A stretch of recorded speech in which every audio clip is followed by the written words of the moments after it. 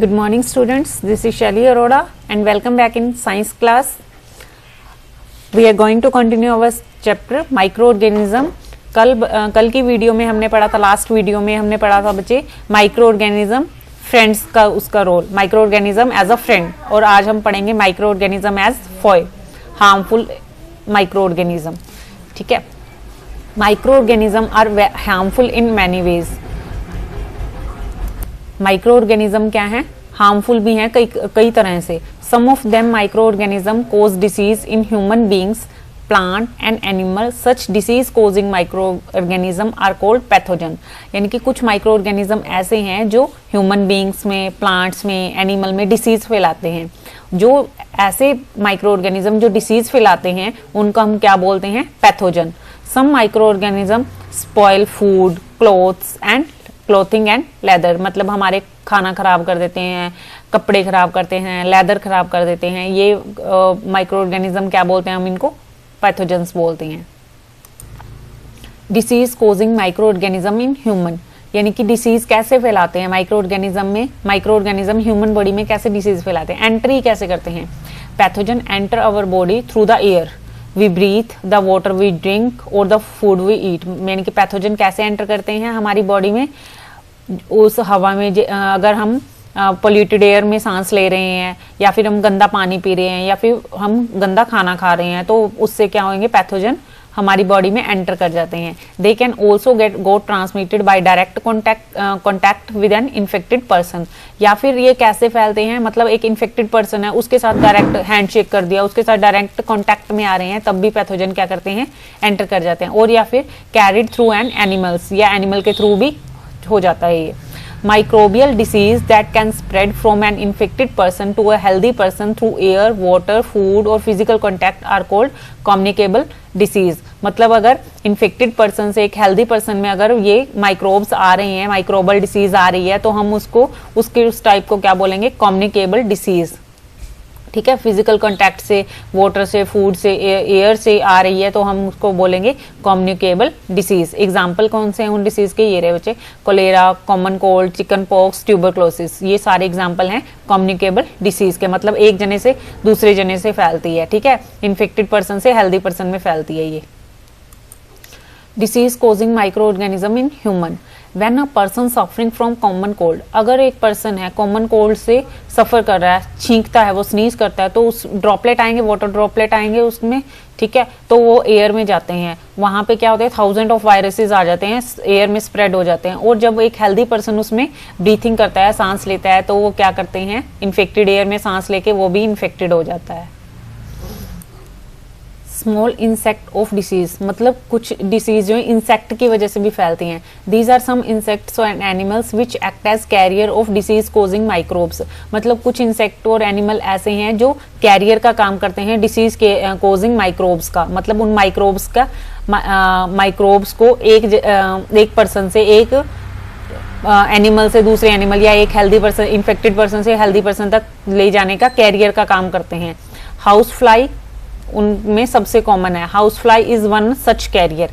ठीक है, the fly sit on the garbage. House fly क्या करती है, गार्बेज के ऊपर, एनिमल एक्सक्रीटा के ऊपर बैठ जाती है. पैथोजन स्टिक कर जाते हैं उनकी बॉडीज पे, उनकी टांगों पे चिपक जाते हैं, और जब वो अनकवर्ड फूड के ऊपर बैठती हैं तो वो क्या करती हैं, पैथोजन वहां पे ट्रांसफर कर देती हैं. पहले वो कूड़े करकट के ऊपर बैठी, फिर वो खाने के ऊपर बैठी. जब वो कूड़े करकट के ऊपर बैठी है, पैथोजन वहां से ले लेंगे, और ये फूड के ऊपर जब बैठती है वो वहां पे छोड़ देती हैं. Whenever eat the contaminated food is likely to get sick. और जब ये मिलावट वाला फूड खाया जाता है तो ये क्या होता है, इससे बीमारी फैल जाती है. So it is advisable to always keep food covered. और इसीलिए बच्चे एडवाइस किया जाता है कि खाने को हमेशा ढक कर रखना चाहिए, खाने की चीजों को.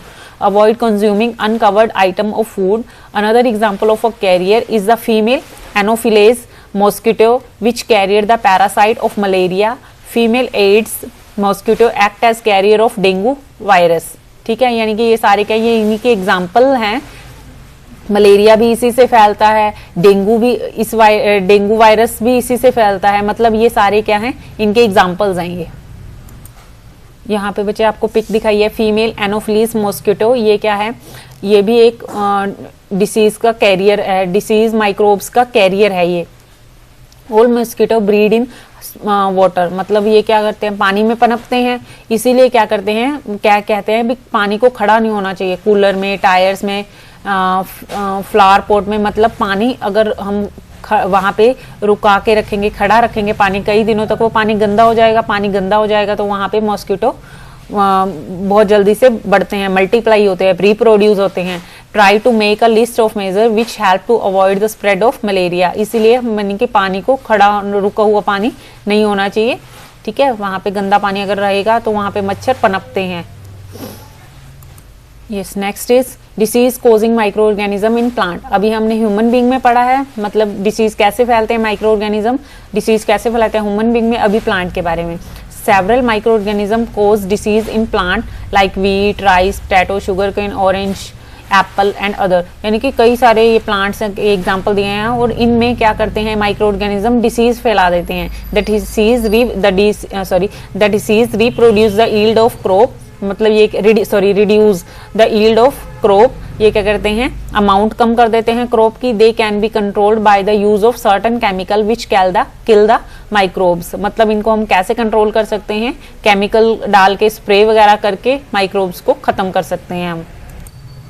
केमिकल मेथड कौन से इनको खत्म करने के, salt and edible oil are the common chemical generally use to check the growth of micro organism, मतलब साल्ट का, एडिबल ऑयल्स ये डाल के हम इनको चेक कर सकते हैं, माइक्रो ऑर्गेनिज्म की ग्रोथ को रोक सकते हैं। Therefore they are called preservative, इसीलिए इनको क्या बोलते हैं हम, प्रिजर्वेटिव बोलते हैं, साल्ट को, एडिबल ऑयल को बोलते हैं preservative.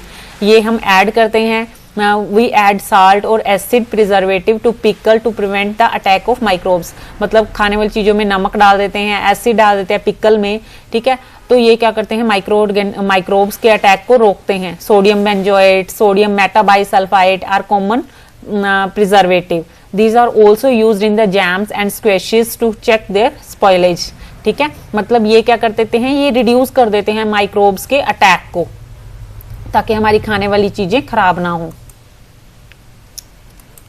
Preservation by common salt. Common salt has been used to preserve meat and fish for ages. मतलब हम मीट वगैरह को, फिशेस को में नमक वगैरह डालते हैं ताकि वो प्रिजर्व रहे, खराब ना हो। Meat and fishes are covered with dry salt to check the growth of bacteria, मतलब हम क्या करते हैं इनको, मीट को, फिश को कवर करके रखते हैं साल्ट से ताकि बैक्टीरिया की ग्रोथ क्या रहे, रिड्यूस हो जाए। Salting is also used for preserve Amla, रा मैंगो, टैमराइंड, मतलब कच्चे आम को, केला वगैरह को भी ये क्या करते हैं नमक वगैरह लगा के रखते हैं ताकि वो पक जाए और वो सेफ रहे। Preservation by oil and vinegar, oil का, विनेगर का यूज करते हैं पिकल्स वगैरह में ताकि बैक्टीरिया क्या can not live in such environment, मतलब बैक्टीरिया रह नहीं पाएंगे उस एनवायरनमेंट में, ऑयल में, विनेगर में वाले एनवायरनमेंट में रह नहीं पाते, और हमारे जो वेजिटेबल्स हैं, फ्रूट्स हैं, फिशेस, मीट्स, ये क्या करते हैं प्रिजर्व रहती हैं, ये बचे रहते हैं, फ्रेश रहते हैं ये। Next is preservation bye sugar.